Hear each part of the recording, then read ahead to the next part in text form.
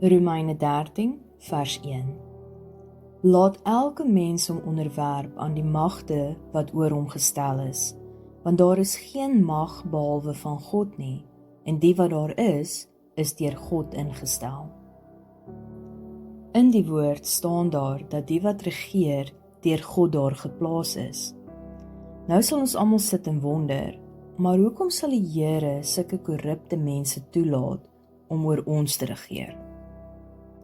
Die vraag het by my opgekom, wanneer laas het jy gesien dat 'n volk wys hulle het nog vrees vir die Here? Ons sien dit nie meer nie. God word uit skole gehaal en die dissipline gaan by die deur uit.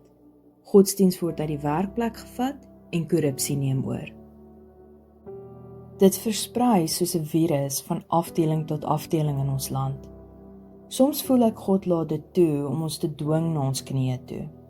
Hy weet as ons eers op die grond is en nie self kan opstaan nie, sal ons besef hy is die enigste oplossing.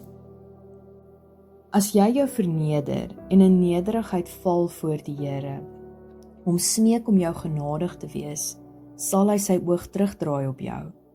Dis wat ons land nodig het, om terug te draai na hom, om te vrees wat hy van ons ontneem oor ons ongehoorsaam is, sy liefde en genade.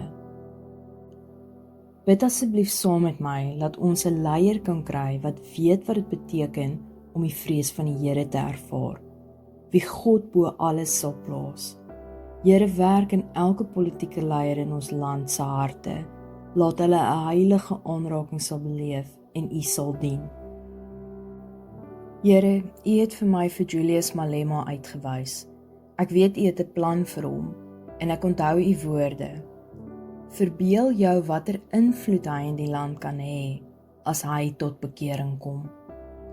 'n Man met soveel invloed, wat die Here dien, wat die jeug se oor het, kan 'n nasie breek of red. Here, my gebed is dat U hom van 'n vyand na 'n vriend van U sal verander. Here, ek bid vir ons verkiesing wat voorlê. Hou U hand van beskerming oor elke stasie en persoon wat gaan stem. Werk in mense se harte, laat hulle U wil sal doen. Vat beheer oor elke probleem wat ons ervaar en bring die herstel vir ons hele land. Elke ras, laat ons ophou kleur sien en eerder net sien, ons is broers en susters in Christus. In Jesus se kragtige naam. Amen. As jy vandag se boodskap geniet het, seën iemand anders en deel dit met hulle ook. Ek hoor graag van jou, so deel asseblief in die kommentaar as dit vir jou iets beteken het. En onthou om Smags soos 'n Wildsbok te volg op YouTube en TikTok vir meer.